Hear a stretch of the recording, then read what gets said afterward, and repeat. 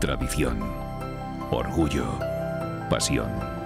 Cillar de Silos, una bodega, una familia.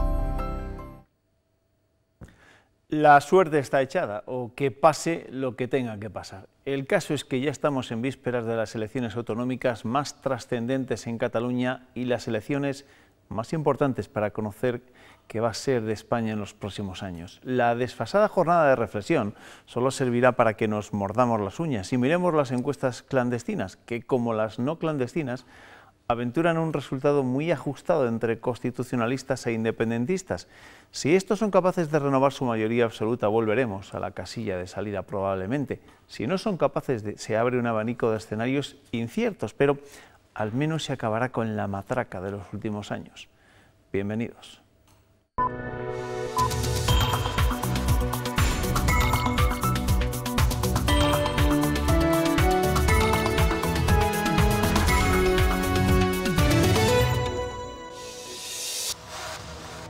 La imagen del día, o mejor dicho, de la noche de hace apenas unos minutos, es la de los políticos catalanes en su último día de campaña. El jueves, más de 5.500.000 catalanas deciden el rumbo de Cataluña. Se prevé una participación histórica. Los partidos han apurado las últimas horas para intentar convencer a ese 25% de votantes que, según las encuestas, siguen indecisos y no tienen claro en quién confiar el futuro de su tierra.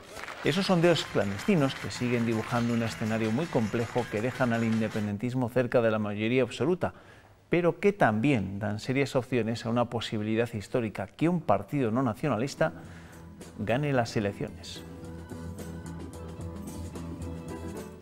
Vamos a comenzar la crónica de este último día de campaña en Cataluña con el bloque constitucionalista. El partido que mejor parado sale en las encuestas, Ciudadanos, ha cerrado campaña en Barcelona con serias aspiraciones de convertirse, como les digo, en la primera fuerza. El presidente del partido, Albert Rivera, ha apoyado a la candidata Inés Arrimadas, quien en las últimas horas ha centrado sus ataques contra Miquel Iceta porque dice que los socialistas no son de fiar. Además, la formación naranja se presenta como la única opción para terminar con el proceso soberanista. Un sueño que está más cerca que nunca, y es el sueño de tener una Cataluña para todos, donde se respete a todos y donde nos centremos en las políticas sociales y económicas y no en las políticas de la independencia y de la separación, que es lo que ha hecho el señor Puigdemont. Los socialistas han decidido cerrar su campaña en Cornellà. Josep Borrell, expresidente del Parlamento Europeo, ha acompañado a Miquel Iceta en un acto en el que el candidato socialista se ha autoproclamado como única alternativa a un gobierno independentista. La diferència hi ha entre el PSC i Ciutadans. Pues molt clara, el PSC va votar no a Rajoy i Ciutadans va votar sí a Rajoy. Mariano Rajoy se ha prodigado mucho más en esta campaña que en cualquier otra de unas elecciones autonómicas. Por tercer día consecutivo, el presidente del gobierno viajaba a Cataluña para respaldar al aspirante del PP, Xavier García Albiol, y evitar una fuerte caída de sus apoyos, tal y como indican las encuestas. Tanto Rajoy como Albiol defienden que la aplicación del artículo 155 ha permitido frenar el desafío soberanista y recuerdan que los populares son imprescindibles para la formación de un gobierno constitucionalista. Estas elecciones ya han roto al separatismo, los catalanes han recuperado su voz y todos los españoles vamos a acompañaros en la construcción de un futuro mejor. El Partido Popular va a ser ese partido decisivo en las urnas. Los partidos independentistas, por su parte, han cerrado la campaña con la vista puesta en el día después de las elecciones. Esquerra ha escogido la ciudad de Junqueras para su acto de cierre, con la presencia de su número 2, Marta Rovira. Junts per Catalunya ha innovado y ha celebrado lo que ha denominado un mega meeting. En un centenar de puntos de toda Cataluña se ha seguido la intervención por videoconferencia de Puigdemont, el expresidente cesado, que llamaba al voto masivo. Oriol Junqueras hoy está en la cárcel para no poder defender su proyecto político. También está en la cárcel porque saben que es el mejor candidato. Mientras que Pablo Iglesias y Ada Colau han arropado en Santa Coloma de Gramenet a Xavier Domènech en el último mitin de Cataluña en Común. El candidato del partido de Ada Colau ha pedido el voto asegurando que él es la llave de la gobernabilidad en Cataluña y ha reclamado acabar con la política de bloques frentistas entre constitucionalistas e independentistas. Pues ya se pueden imaginar de qué nos vamos a ocupar durante los primeros minutos de nuestro tiempo de tertulia, de Cataluña, de la jornada de reflexión y de lo que puede pasar el 21D y a partir del 21D. Esta noche me acompañan Miguel Vicente, ¿qué tal? Bienvenido, muy buenas noches. Hola, buenas noches. Ricardo Martín de la Guardia, ¿qué tal? Bienvenido, muy buenas noches. Buenas noches. Bueno, con ellos hablaré después, pero antes vamos a conocer los titulares más destacados de la prensa regional para este miércoles. Ernesto, ¿qué tal? Bienvenido, buenas noches. Buenas noches. ¿De qué nos ocupamos hoy? Bueno, pues un poco de todo, del Pleno de las Cortes y también de alguna noticia importante como la que destaca Diario de León en su primera. La Unión Europea acepta prorrogar la generación eléctrica con carbón hasta 2030. El Consejo de Energía de los 28 países aprueba mantener las subvenciones a las térmicas y alimenta las expectativas sobre la quema de mineral. Diario ABC destaca en sus páginas de Castilla y León el pleno de los presupuestos para 2018. El PP aprueba las cuentas con Ciudadanos y la Unión del Pueblo Leonés y tumba todas las iniciativas de la izquierda. También el diario Palentino destaca en su primera este mismo asunto: abstención de Ciudadanos y Unión del Pueblo Leonés en los presupuestos a cambio de 72 enmiendas. Y La Razón también lleva este asunto a sus páginas de Castilla y León. Titula «Los leonesistas se llevan el gato al agua» y cuenta cómo esas 40 enmiendas aprobadas al procurador Luis Mariano Santos, que es el portavoz de la Unión del Pueblo Leonés, pues suponen un volumen de 9,5 millones. Y Diario de Valladolid, El Mundo, destaca en su primera que Valladolid impulsa con 2,5 millones el alquiler de pisos a jóvenes. El Ayuntamiento va a destinar esta partida a construir pisos para alquilar en un terreno municipal junto a la avenida de Burgos, muy cerca de nosotros. Y El Norte de Castilla destaca que el próximo coche que Renault fabrique en Valladolid será de conducción autónoma.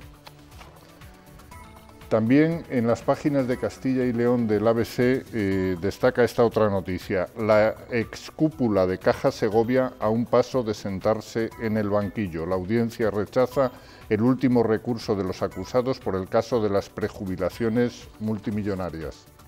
Heraldo Diario de Soria destaca que Garray, la localidad en la que está Numancia, lanzará un parque interactivo para Numancia. Y por último, la Gaceta de Salamanca destaca en su portada una imagen muy llamativa de un tremendo susto en el Palacio de la Salina, que es la sede de la Diputación Provincial, porque se cayó la escayola del techo del pasillo de acceso al salón de pleno, según los técnicos, a causa de las humedades.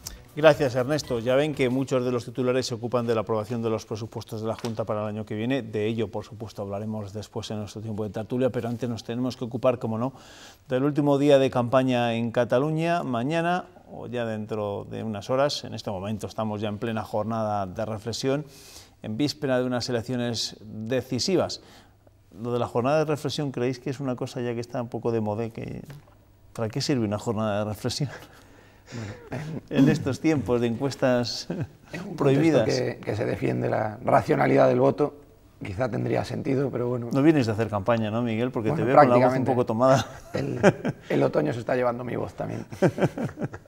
¿Sirven de algo estas jornadas de reflexión? Yo creo que es algo absolutamente obsoleto y que no tiene sentido ya en un país plenamente democrático en el que no hay que introducir ninguna cautela hacia lo que puede ser una presión o una... En fin, yo creo que no. Claro, no porque de hecho sentido. Desde la CUP se ha anunciado que este miércoles de vísperas van a aprovechar para hacer campaña, no en Cataluña, pero sí en lo que ellos denominan como los países catalanes, ya sea en Perpiñán, ya sea en Valencia, ya sea en Mallorca, y quizá Puigdemont, como está en Bruselas, igual puede seguir haciendo campaña, ¿no? Esto de la jornada de reflexión igual no va con él. Y desde luego aún más con los nuevos medios y las nuevas técnicas que posibilitan efectivamente esa globalización de la comunicación. Es que yo creo que desde ningún punto de vista tiene unido al hecho de que las elecciones van a ser en jueves, que va a ser un miércoles, que es un día laboral para todo el mundo, es un día normal, bueno, que ni siquiera tienes el descanso previo para esa reflexión.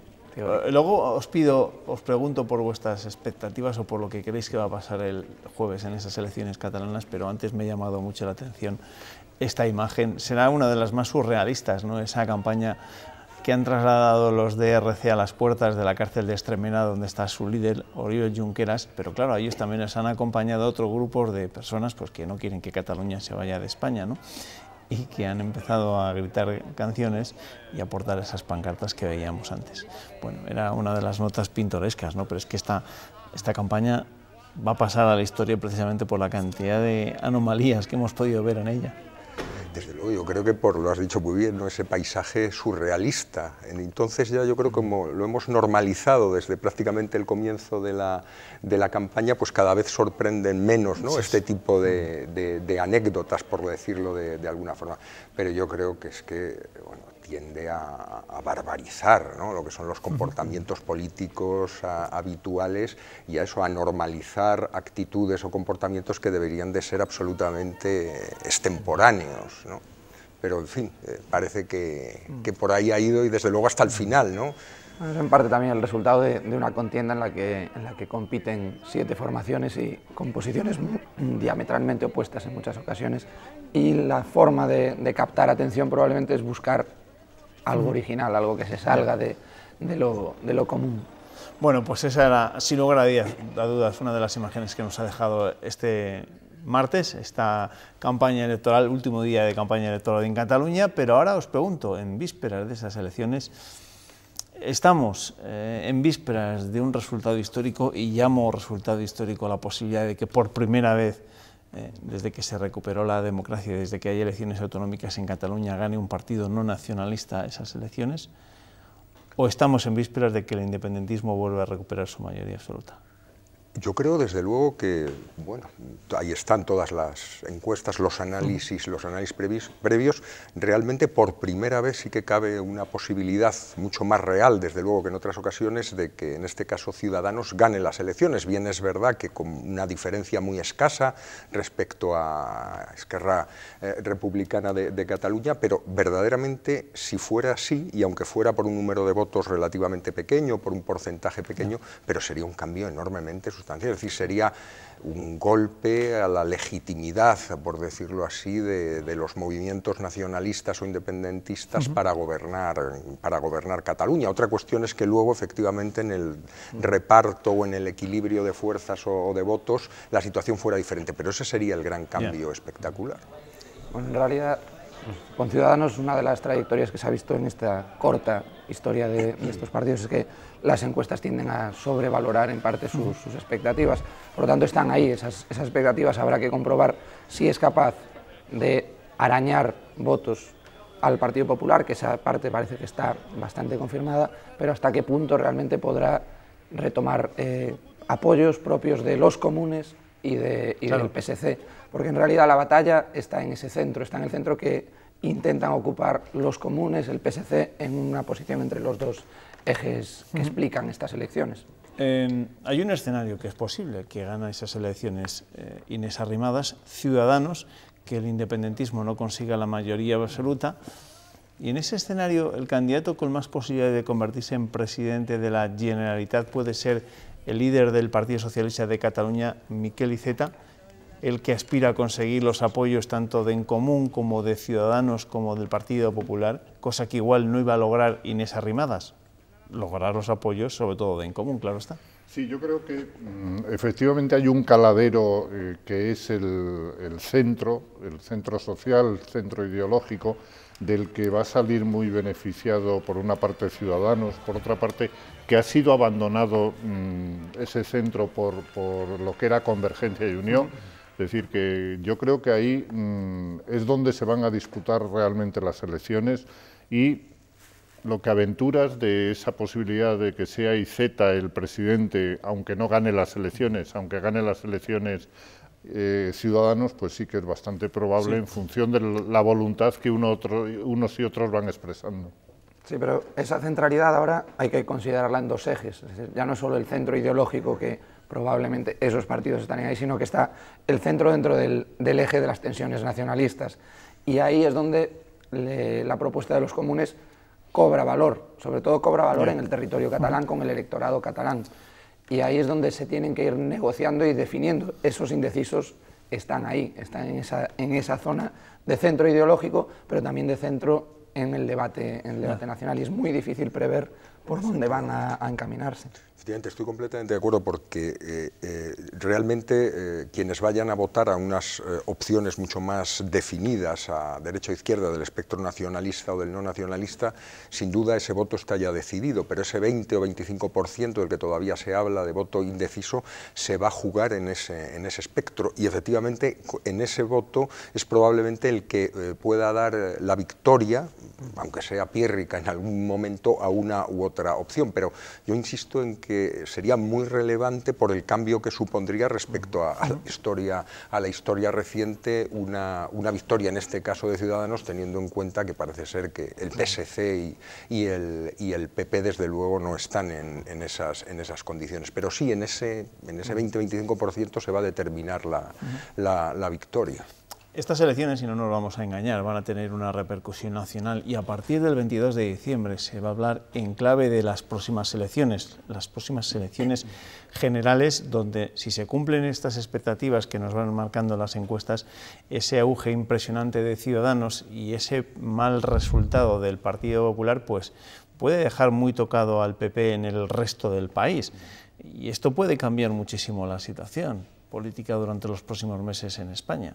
Yo creo que esa es la otra dimensión también enormemente importante de este proceso electoral. Si realmente al PP le va a votar entre el 5 o el 7% del electorado, sería prácticamente convertirlo en un partido marginal dentro del espectro catalán, incluso por debajo de la CUP, es decir, que podría ser el sexto partido.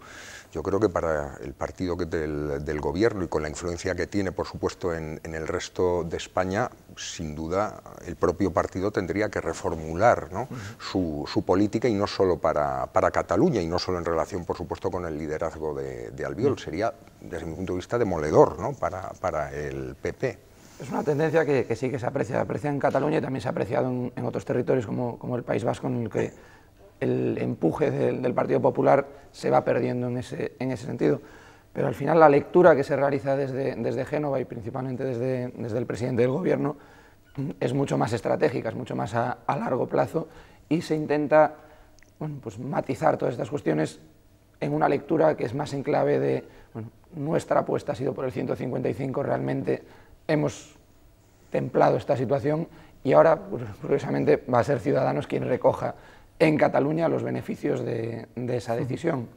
Habrá que ver si a nivel del conjunto del Estado esa atribución de responsabilidades, que será a mucho más largo plazo y entrará en la valoración, el cálculo y la decisión de gobierno en Cataluña, si realmente se prosigue esa línea. Pero bueno, desde luego pues están obligados a reflexionar si los resultados son los mismos o peores que han venido obteniendo en Cataluña. Pues antes de que tengan que reflexionar los partidos por los resultados que se avecinan el 21 de diciembre, este miércoles, los que van a tener que reflexionar son esos más de 5.500.000 catalanes que tienen derecho a voto.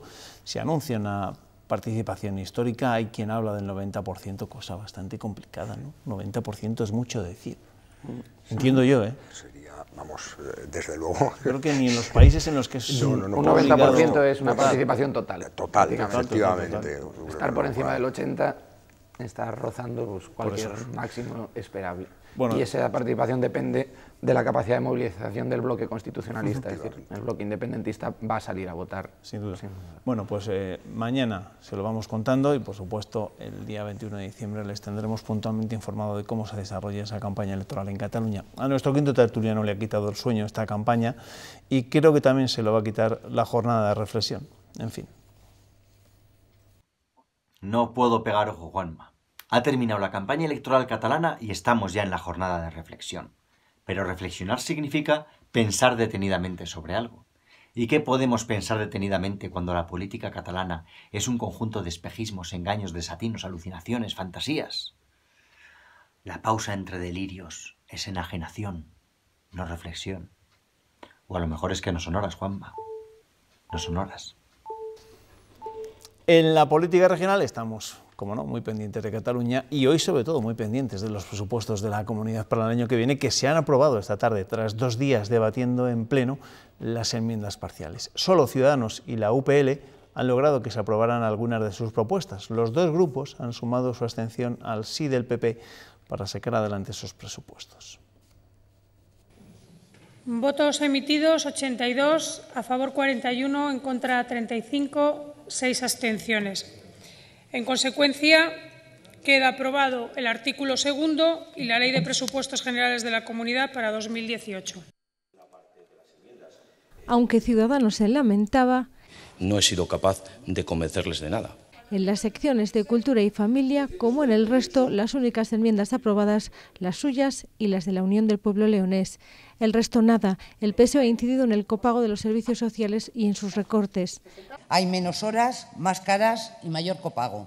6 puntos más que la media nacional. Mire, si nosotros incumpliésemos los acuerdos con el diálogo social, no se seguirían manteniendo. Más plazas residenciales públicas y un plan de empleo para los jóvenes ha reclamado Podemos. Porque la gente está saliendo de la renta garantizada de ciudadanía para ir a trabajar 3, 4 días, una semana. Y para eso, ustedes lo llaman creación de empleo, nosotros lo llamamos pobreza de la población. Manuela Carmena, tras la dimisión de Sánchez Mato, comillas, no podemos permitir que Izquierda Unida quiera decidir lo que pasa en el ayuntamiento. ¡Anda, por Dios!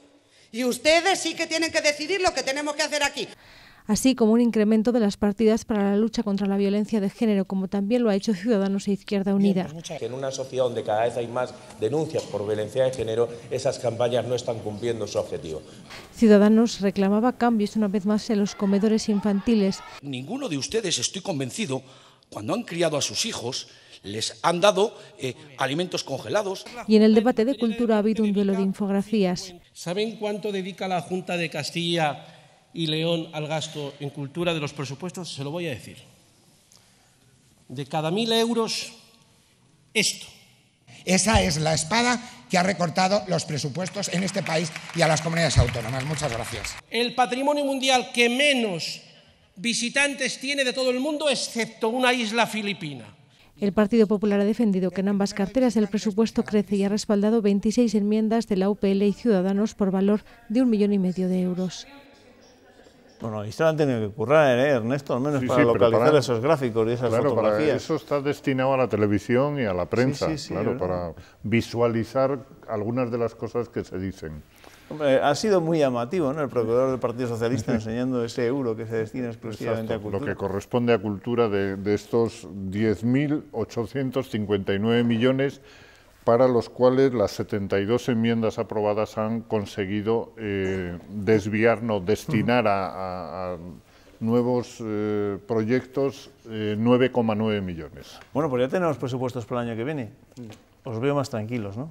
Bueno, se avecina una Navidad mucho más placentera con esa noticia. De todas maneras, es llamativo que tradicionalmente las enmiendas que proponen los partidos de la oposición pasen desapercibidas. Es muy difícil comprender que todas las propuestas que hacen los partidos de la oposición, ninguna pueda ser integrada. Solo de aquellos que o se abstienen, pero al final es o dan el de sí, quién viene. Es decir, de ese tipo de negociación. Es una pena. Yo creo que para la sociedad civil que observa estos movimientos, al final es en clave partidista, es en clave de quién viene, se puede aceptar o no aceptar, y es una lástima.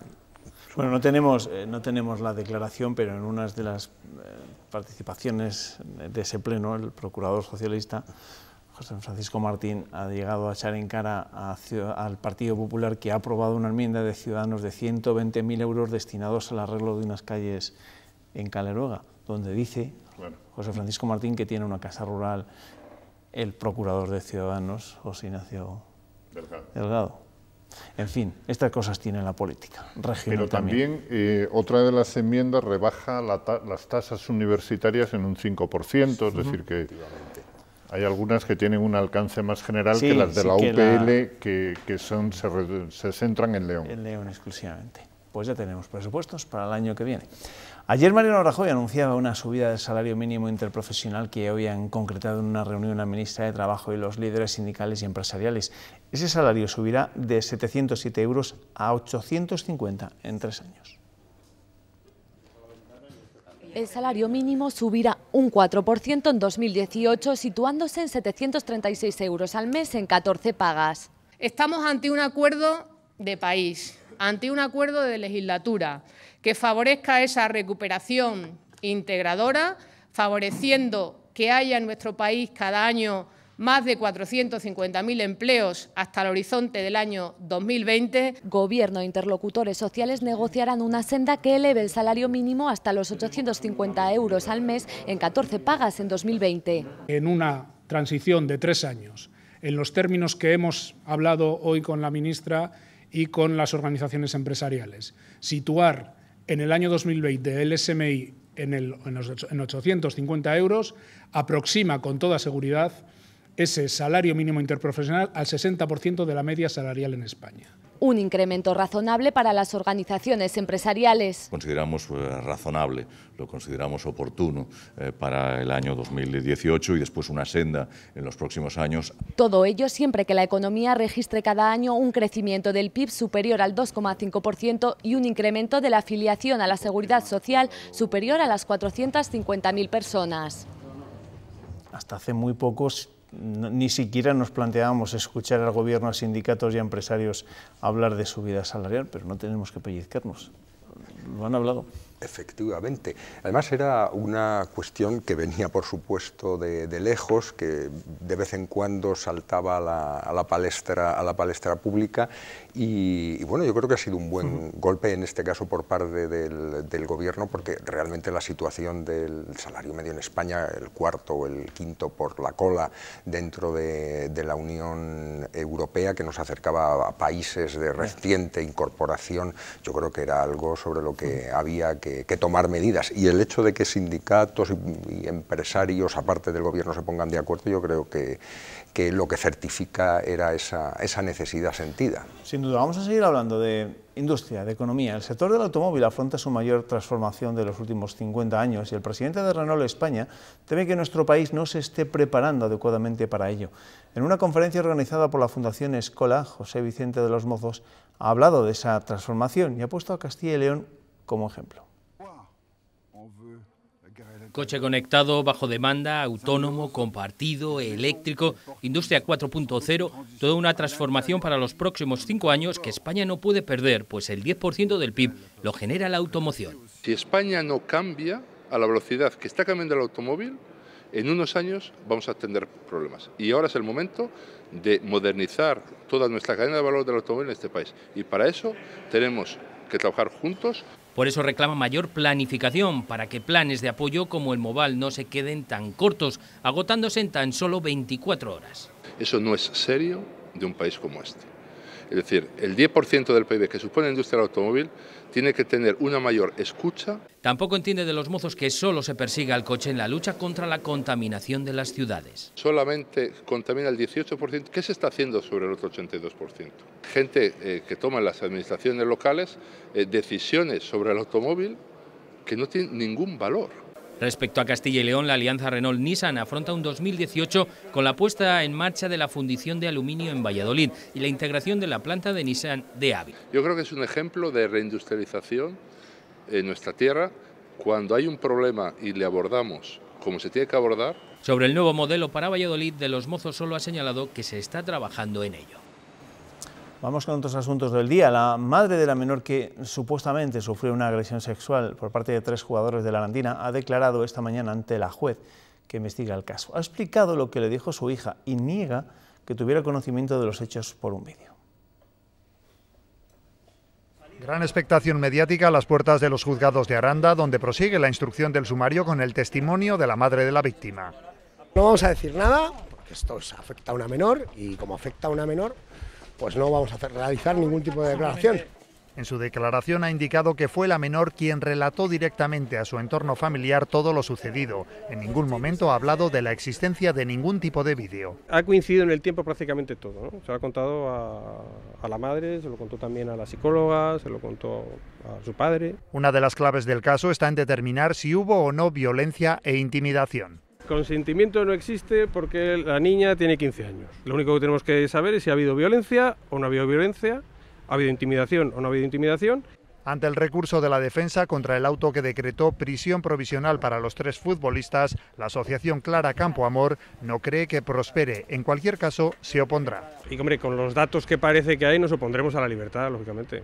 Deberán seguir en prisión. El delito que se les imputa, por el que están investigados, es lo suficientemente grave como para que sigan en prisión. La madre, muy afectada durante la declaración, también ha explicado que fue el padre quien presentó la denuncia en comisaría. ¿Estáis siguiendo este caso? Bueno, con cautela y con preocupación, porque evidentemente hay que tener precauciones a la hora de hablar de estos asuntos, pero la gravedad es, desde mi punto de vista, justifica las medidas judiciales que se están adoptando por el momento. Sin duda, y lo triste es que cada 2 por 3 parece que hay más casos, ¿no? a este respecto. Una niña de 15 años, bueno, sometida a esta situación. Verdaderamente lo importante, por supuesto, es la cautela, la precaución, el dejar a la justicia que con sus tiempos determine lo que tenga que determinar, pero verdaderamente yo creo que hay que hacer una reflexión más general entre todos sobre estas situaciones. Bueno, pues es un caso que seguimos a diario, por supuesto, y en medida que se produzcan novedades se los vamos a ir contando en nuestros servicios informativos. Como también les tenemos que dar cuenta de un suceso de última hora, 8 personas, 5 adultos y 3 menores, entre ellos un bebé de 9 meses, han resultado intoxicados por inhalación de humo en un incendio registrado esta noche en un edificio de viviendas de la capital leonesa. El fuego se iniciaba pasado a las 8 de la tarde en el último piso del número 19 de la avenida Doctor Fleming, un inmueble de 3 alturas. Bomberos y policía tuvieron que ayudar a salir a los vecinos. Además de los heridos, que han sido trasladados al Hospital de León, otros 2 inquilinos han sido desalojados y el edificio ha sido precintado por los agentes, que investigan ahora las causas del incendio.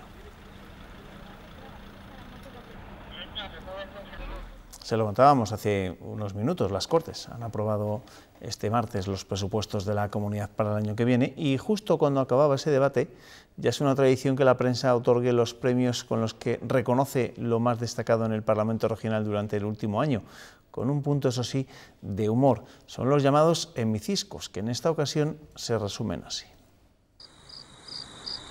Cae la noche y en el interior de las Cortes la prensa parlamentaria entrega sus premios, los ya tradicionales hemiciscos. Voy a pasar lista. Porque aunque parezca imposible, después de 2 días debatiendo sobre presupuestos, sus señorías aún guardan fuerzas para reír. Y eso pese a que este año no han faltado momentos tensos. El problema es que usted es un hipócrita. Desafiantes cara a cara. Si le ruego es que no me desafíe. Mire, vamos a tener la fiesta en paz. Incluso una amenaza de incendio. Estas cortinas que se despliegan tienen que ver con el sistema antiincendios. De película. Si fuera así, pues desalojaríamos. Por fortuna, se quedó en nada. Os aviso con tiempo porque yo también saldría. Por haber este año hasta un consejero ausente, el de Medio Ambiente, que olvidó defender una ley. Esta vez sí recogió su premio.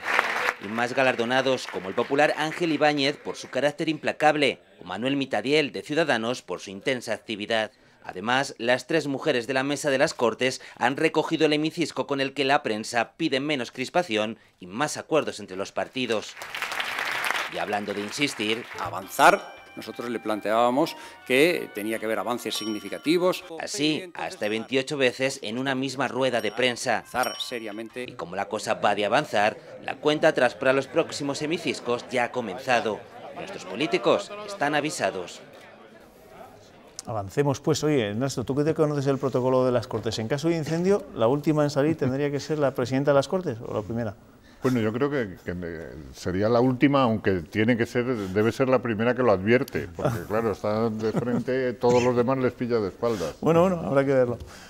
Gracias, Miguel, gracias, Ricardo. Que os vaya bien estas Navidades. Muchísimas gracias. Feliz Navidad. Ernesto, que te espero mañana, ¿vale? Hasta mañana. Hasta mañana. Nosotros hacemos una pequeña pausa para la publicidad, enseguida volvemos con más asuntos.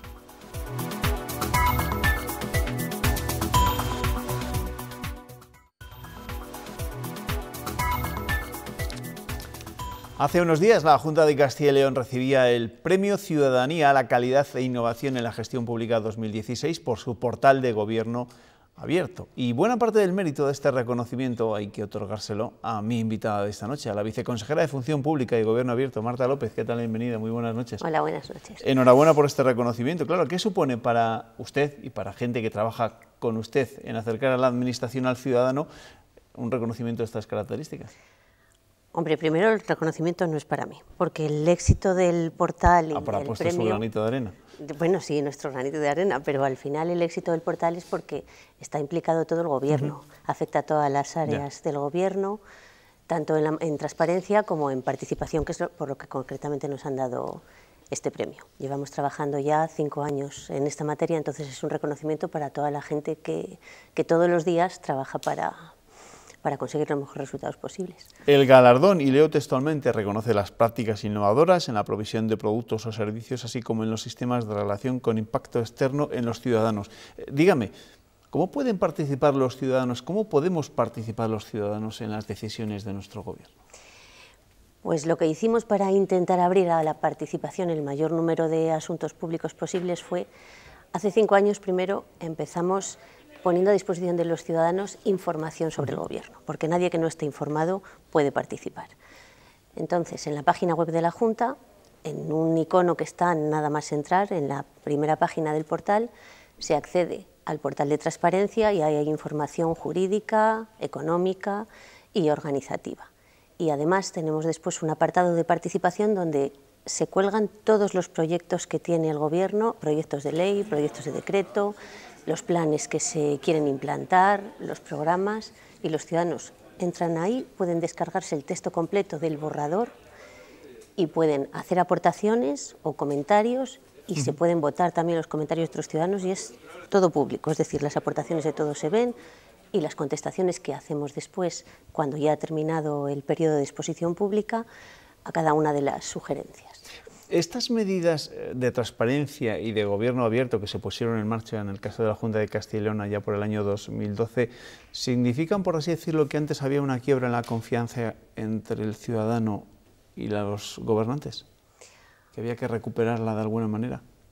En parte muchos de los portales se empezaron a abrir precisamente porque se empezó a detectar ese problema. Pero la realidad es que al final, en el funcionamiento del día a día no había demasiada demanda de transparencia y de información. Tampoco hay que olvidar que la Administración a veces somos un poco oscuros cuando elaboramos los textos porque son textos algo difíciles de entender. Entonces lo que hicimos nosotros no fue porque hubiera una obligación legal, porque la obligación legal llegó 2 años después. Nosotros lo pusimos en marcha porque en su día, en el discurso de investidura del presidente de la Junta, estableció como uno de sus objetivos de legislatura abrir precisamente un portal de transparencia para que creciéramos en transparencia dentro y fuera de la Administración y en participación. Y 5 años después, ¿cómo ha sido la respuesta de la ciudadanía? ¿Están satisfechos?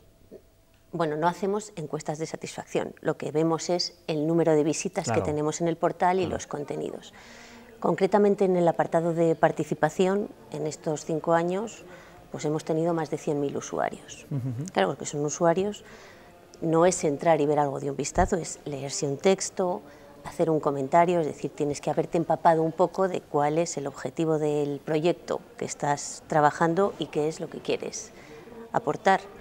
Entonces sí que se va creciendo poco a poco, pero todavía nos cuesta, todavía tenemos mucho que mejorar. Nosotros como Administración, a lo mejor para facilitar un poco mejor a los ciudadanos la información, que sea más digerible. ¿Mejorar sobre todo en qué? Pues mejorar en precisamente que ese lenguaje que utilizamos dentro de la Administración, que es un lenguaje más técnico y más jurídico, sea más fácil de entender para los ciudadanos.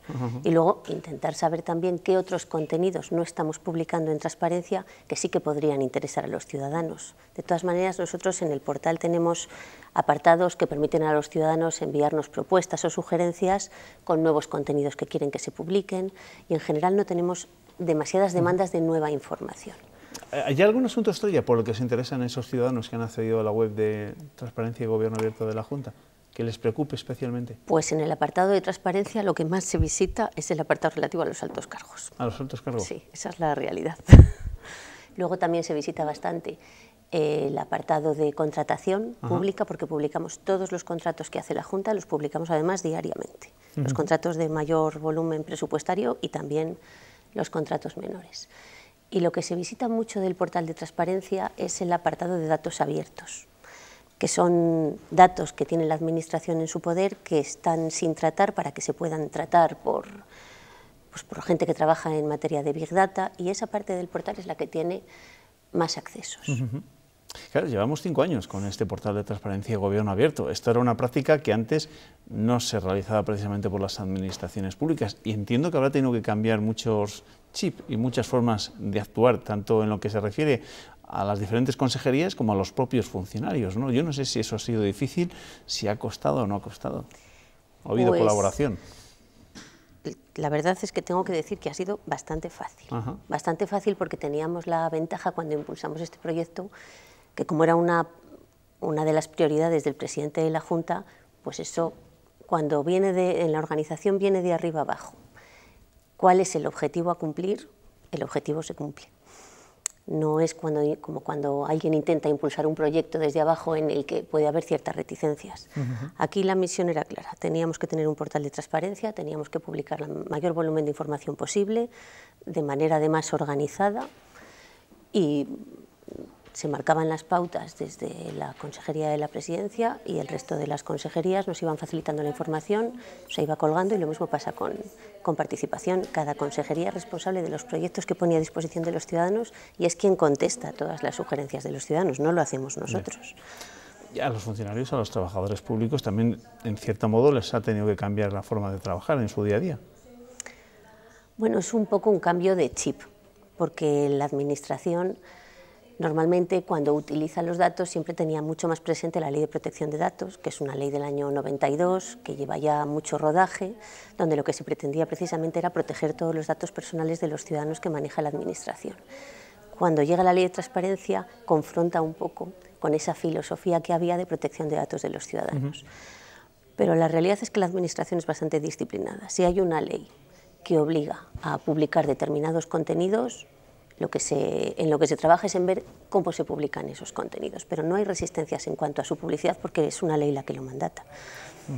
La transparencia y el gobierno abierto, entiendo, es el signo de los tiempos en la política en estos momentos, pero yo no sé cómo se imagina usted que va a ser el futuro, si ya las puertas estarán totalmente abiertas por parte de la Administración a la ciudadanía y no va a haber ningún tipo de información que, entre comillas, se oculte, sino que todo será accesible para el ciudadano.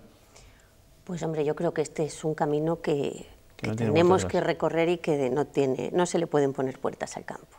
El volumen de información que se publica cada vez es mayor, porque no solamente cumplimos en todas las administraciones con la ley estatal, ya casi todas las comunidades autónomas tienen su propia ley que amplía las obligaciones de transparencia, y ahora hay muchas organizaciones, por ejemplo Transparencia Internacional, que evalúa periódicamente a las administraciones. La evaluación que hacen no es sobre los contenidos de la ley, es sobre contenidos que van mucho más allá de las previsiones legales. Y la realidad es que cuando nos van a hacer una evaluación y vemos que hay contenidos que pueden interesar a la gente que no estábamos publicando, pues los hacemos públicos también, con lo cual el volumen de información que tenemos cada vez es mayor. El reto es organizarla bien para que sea fácil de encontrar. A veces eso es lo complicado. A veces eso puede ser complicado, claro, si publicamos datos indiscriminadamente sin organizar, pues es mucho más, es como si intentas buscar en un diccionario sin ordenar una palabra. Por mucho que esté ahí publicado es prácticamente imposible encontrarlo. Claro, entonces en lo que trabajamos permanentemente es en eso, en intentar organizarlo de manera comprensible para cualquiera que entre en el portal y quiera buscar un dato.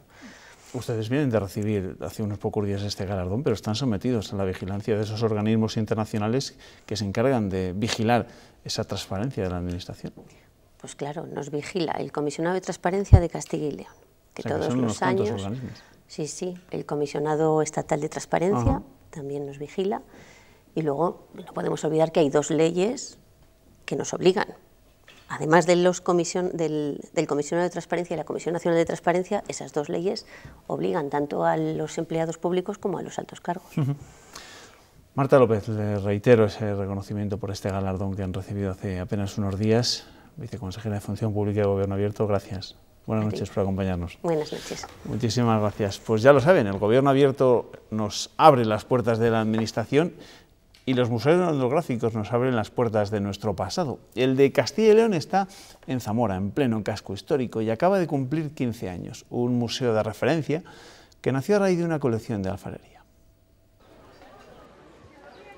La antigua Caja de Ahorros de Zamora comenzó comprando piezas de alfarería popular. La colección fue creciendo al albur de un especialista. Carlos Piñel fue el conservador de sus fondos. En 1984, la Caja Zamorana compra un solar en pleno casco antiguo. Fue el origen de un gran museo, ideado junto a Joaquín Díaz para mostrar patrimonio material e inmaterial. Abrir este espacio con 2 plantas del museo en ese momento, aquella exposición en seres, haciendo ese juego de palabras así muy elemental, separando el en y el seres, que dio pie al proyecto. Pioneros en la catalogación informática, el museo se ha convertido en un centro de referencia nacional e internacional. Fue bastante arriesgado porque no se había hecho una propuesta expositiva en estos términos dentro del mundo de la etnografía. Pero el objetivo es remodelar esa muestra permanente y para hacerlo reclaman más financiación y una mejor difusión de su trabajo. Los números les avalan. Más de 540.000 personas han pasado por el museo en estos 15 años. 101 exposiciones temporales y 400 actividades anuales le dan vida a un museo que cuenta cómo éramos y que se encamina hacia lo que vendrá. 10.000 metros cuadrados de vida y cultura. Pues lo que vendrá a continuación será la información meteorológica con Andrés Gómez y a partir de las 7:30 Antonio Renedo nos cuenta cómo se despierta Castilla y León. Gracias, buenas noches.